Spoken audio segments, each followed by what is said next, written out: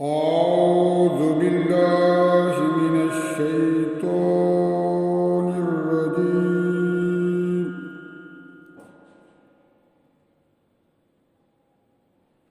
بسم الله الرحمن الرحيم.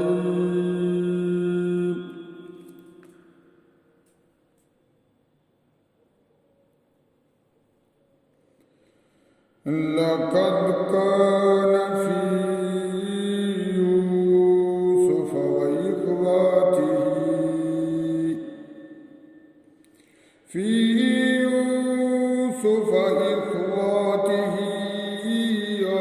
آية للصائلين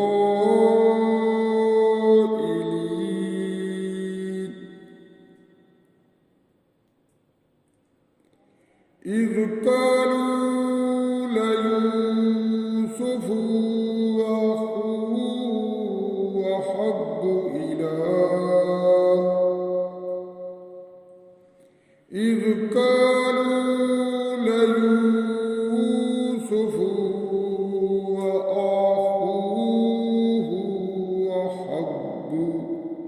أحب إلى أبينا منا ونحن عصبة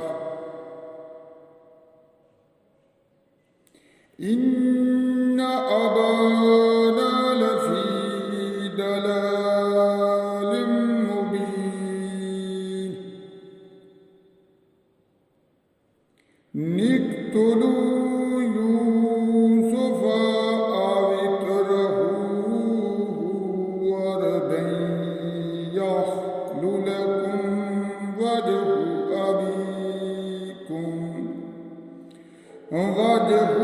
أبيكم وتكونوا من بعده قوما صالحين.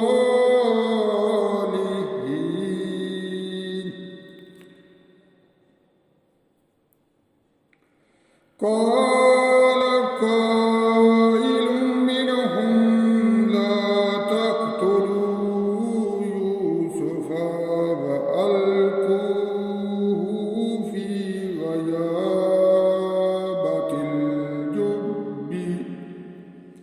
في غيابة الجب يلتقطه بعض السيارة إن كنتم فاعلين.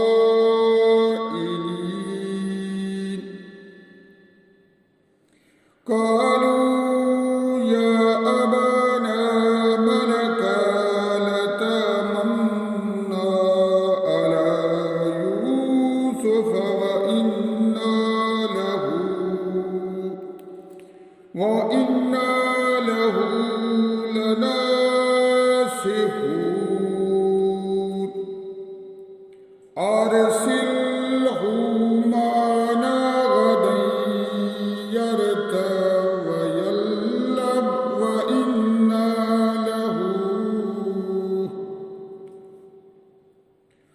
وإنا له لحافظون.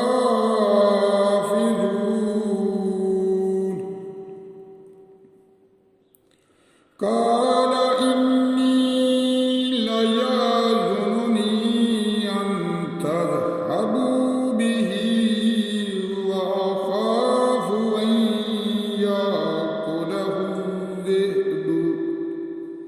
أن يأكله الذئب وأنتم عنه غافلون.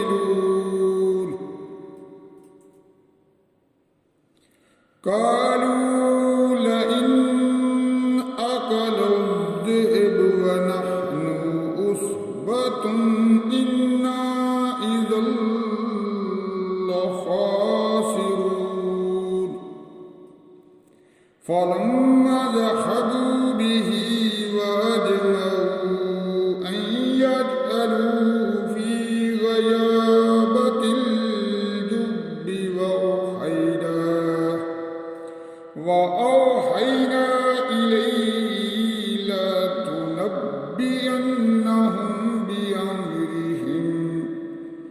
بأمرهم ماذا لهم لا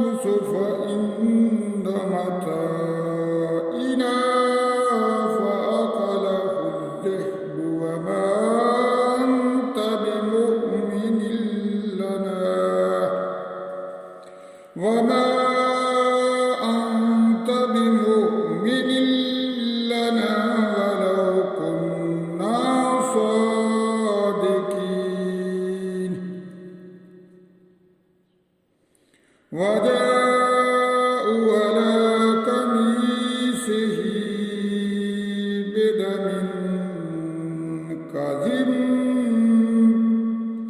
بدم كذب قال بل سولت لكم أنفسكم أمرا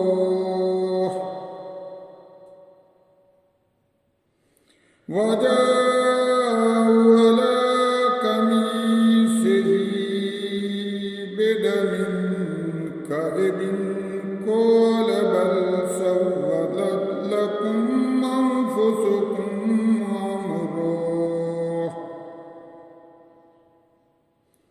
فصبر جميل والله المستعان